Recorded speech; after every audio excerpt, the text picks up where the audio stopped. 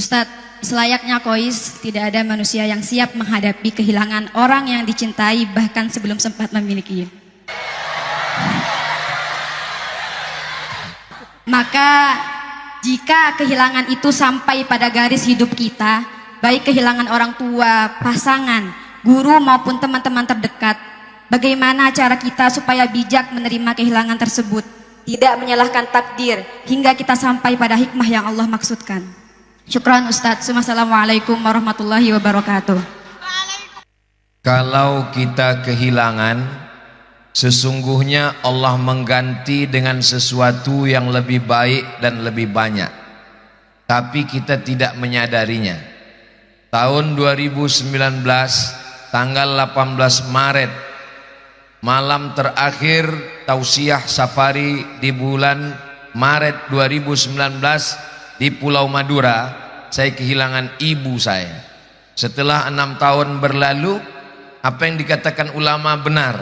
Ketika kau kehilangan, diambil Allah orang tersayang, Allah mengganti lebih banyak dan lebih baik. Tapi yang hilang tetap tidak tergantikan. Kenapa? Karena kita terlalu memikirkan yang berlalu daripada yang akan datang.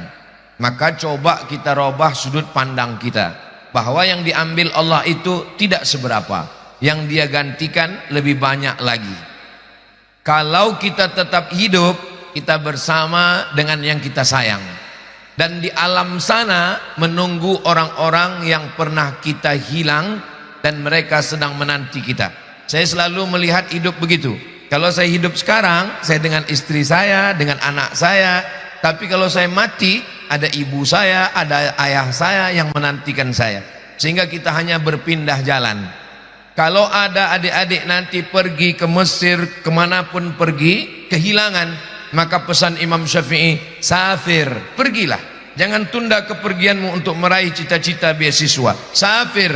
Adapun yang hilang, tajid iwadan amman tufariquhu. Segala yang hilang itu akan diganti Allah Subhanahu wa ta'ala. Kalau di sini engkau punya kawan sahabat yang baik, nanti di Mesir, di Sudan, di Maroko akan bertemu juga dengan orang yang baik-baik. Hubungan kita dengan Allah bukan hubungan antara karyawan dengan direktur. Hubungan kita dengan Allah bukan antara guru dengan murid. Hubungan kita dengan Allah adalah hubungan husnuzan. Apapun yang dilakukan untuk kita, menurut kita tidak baik, kita marah, tapi sebenarnya itulah yang terbaik. Adakah orang yang lebih baik daripada Sayyidina Muhammad sallallahu alaihi wasallam? Tidak ada. Bagaimana Nabi Muhammad sallallahu alaihi wasallam 2 bulan dalam kandungan hilang ayahnya. Dituliskan oleh Imam Abu Ja'far Al-Barzanji dalam Murid Barzanji yang selalu kita baca bulan Maulid. Walamma tamma min hamlihi syahrani ala ashhuril aqwalil masyhuril aqwalil marwiyah tufiya bil madinatil munawwarati abuhu Abdullah. Dalam kandungan meninggal ayahnya, lahir ke dunia meninggal ibunya, diasuh oleh kakek meninggal datuknya, diasuh oleh paman, pamannya juga meninggal, istri yang selalu melindungi meninggal juga Khadijah di tahun yang sama, sehingga tahun itu disebut dengan Amul Huzni. Anaknya 4, Zainab, Ruqayyah, Ummu Kulthum, Fatimah, 3 meninggal ketika masih hidup. 6 bulan setelah itu barulah meninggal Fatimatuz Zahra radhiyallahu anha. Anak laki-lakinya Al-Qasim, Abdullah juga meninggal dari Khadijah. Dari Maria Al-Qibtiyah lahir anak laki-laki namanya Ibrahim, meninggal usia 18 bulan. Apa yang diinginkan Allah dengan mengambil orang tersayang? Supaya hati kita hampa, kosong, tidak ada ayah, tidak ada ibu, tidak ada istri, tidak ada anak. Yang ada hanya bersandar kepada Allah Subhanahu wa ta'ala. Jangan bersandar kepada manusia, manusia akan binasa. Jangan berharap pada pohon kayu, pohon akan tumbang. Jangan berharap pada harta, harta akan sirna. Jangan berharap pada kuasa, kuasa akan berakhir di kantor KPK. Berharaplah kepada Allah Subhanahu wa ta'ala. Idza sa'alta fas'alillah wa idza sta'anta fasta'in billah. Langkahkan kaki, hayunkan tangan, bismillahi tawakkaltu 'ala Allah wa i'tasamtu billah la haula wala quwata illa billah. Kenapa Allah cabut orang-orang tempat kita curhat, ayah tempat kita berbagi cerita, dia ambil? Ibu tempat kita bertukar pikiran, dia ambil, supaya kita hanya bercerita kepada Allah Subhanahu wa taala. Allah cemburu melihat orang yang berbagi kasih hatinya kepada manusia. Datang malaikat maut bertemu dengan Nabi Ibrahim alaihissalam. Assalamualaikum. Waalaikumsalam. Man anta? Ana malakul maut. Bayangkan kalau ada orang salam besok pagi kita buka pintu, man anta?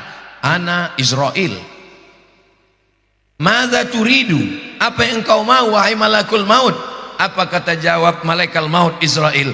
Uridu an aqbida ruhak. Aku mau mencabut nyawamu. Apa kata Nabi Ibrahim? Hal yaqbidu habibun habibahu? Adakah pencinta yang tega mencabut nyawa kekasihnya? Apa jawab malaikat maut? Hal khalilun yakhafu liqa'a khalilihi? Apakah ada kekasih yang takut berjumpa dengan kekasihnya?